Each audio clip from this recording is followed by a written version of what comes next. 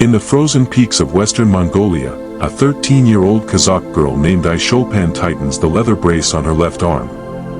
With a piercing cry, she releases her golden eagle, a predator with a 2-meter wingspan capable of spotting a fox from 3 kilometers away. This isn't spectacle, it's survival. For 4,000 years, the Kazakhs of Bayanalgai have mastered falconry, but now face a new challenge. Climate change has pushed their prey higher into the mountains.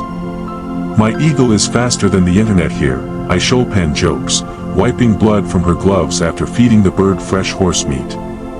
Yet even as she upholds tradition, her Instagram reels show the eagle perched beside solar panels powering her family's ger. A golden eagle's shadow races across steppe grass, then freezes, mirrored perfectly in the glossy surface of a smartphone held by a Kazakh girl. The reflection shatters as she launches the bird toward a drone buzzing overhead. For Kazakh eagle hunters, training begins with starvation.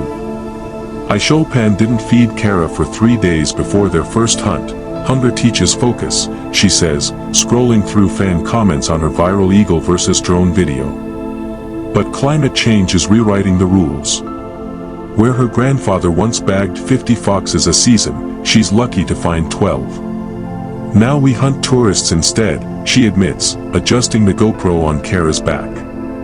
For $300, visitors get a selfie with the eagle, though few notice the wolf milk talisman hidden in its jesses. Lenin's lost city in the Gobi. The wind howls through broken windows of school number 3 in The Red Hero, a Soviet mining town abandoned in the 1990s when Russia withdrew its subsidies. Frozen in time, math equations in Cyrillic still grace chalkboards, while hospital beds gather Gobi sand instead of patients. Locals whisper that on still nights, you can hear phantom machinery grinding.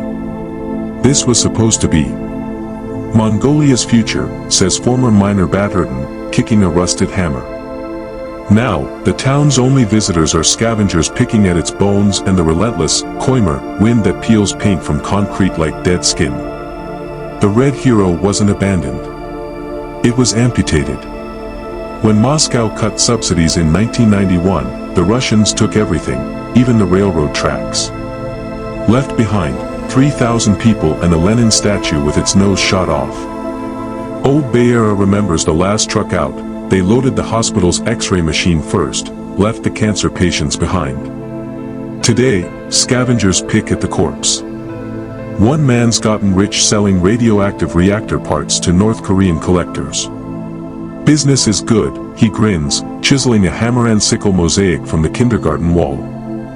When the sky turns predator. The herders of the Altai call it koimer, a wind so vicious it doesn't blow, it murders.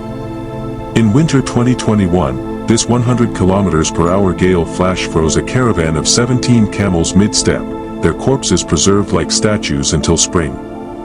Scientists attribute the phenomenon to Siberia's katabatic winds funneled through mountain passes. Shamans disagree. The wind carries the anger of earth spirits, warns Elder Dorjpalam as he ties blue prayer scarves to a cairn. Modern Mongolia tries to outsmart it with early warning texts, but when towers fail, nomads still rely on wolf behavior to predict its arrival. The koimer wind doesn't just kill. It curates.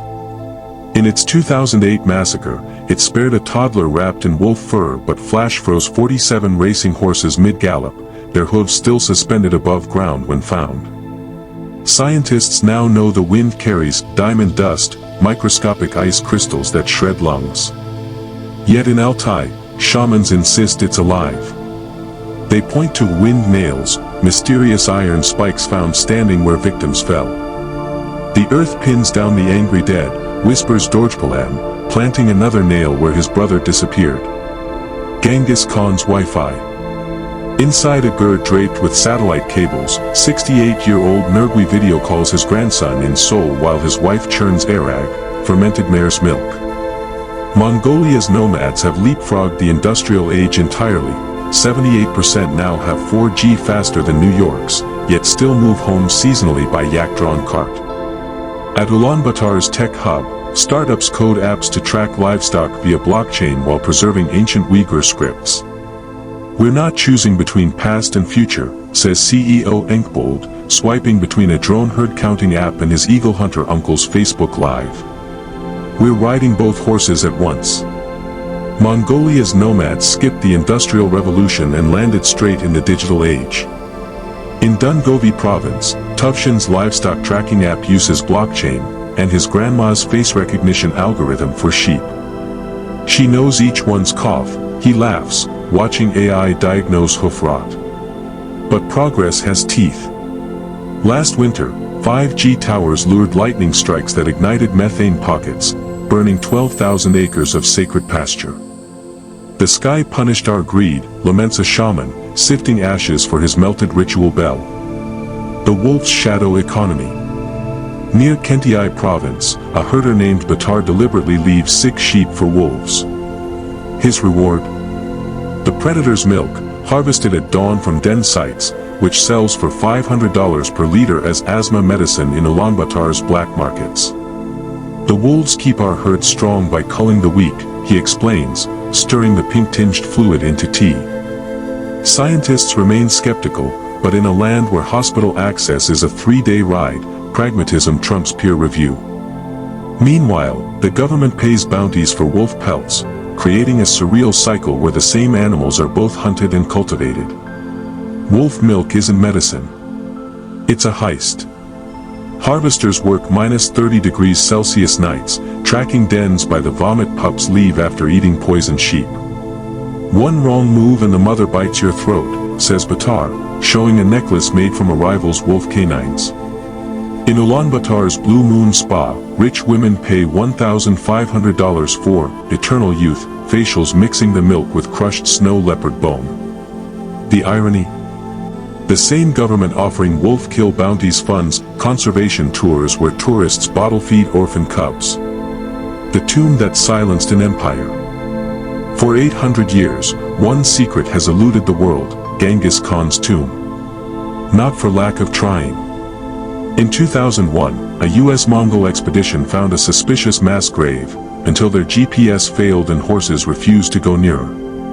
Local guides whispered of barrow ghosts, spirits of the 2,000 slaves reportedly killed to bury the Khan. Now, new tech hints at the truth. Satellite scans show a river that mysteriously bends around nothing. Ground-penetrating radar reveals iron spikes in perfect squares, likely the remains of a spirit barrier. But Mongolia bans excavation. Some doors shouldn't open, warns the culture minister, eyeing a 13th century curse tablet in his office: disturb my rest, and I shall disturb yours. The eternal tension. From the flaming cliffs where dinosaur fossils emerge like prophecies to the neon glow of Ulaanbaatar's crypto mines, Mongolia's soul stretches across time. Here, a president might settle disputes with wrestling moves passed down from Genghis Khan's warriors, then tweet the results in perfect English. The Koimer wind still kills, but now triggers emergency SMS alerts. Eagle hunters stream their catches in real time. This isn't a culture clinging to tradition, it's one rewriting its own legend daily, with one foot in the stirrup and the other in cyberspace. Mongolia's magic lies in its refusal to choose. Here, crypto miners consult shamans before launching apps. Wolf killers heal with wolf milk. And Genghis Khan? He's everywhere and nowhere, a ghost in the algorithms of the very drones that search for his tomb. The Koimer wind still howls, but now, it carries 5G signals. The earth remembers. The future is listening. On the steppe, the earth remembers. The wind whispers. And Mongolia? It defies.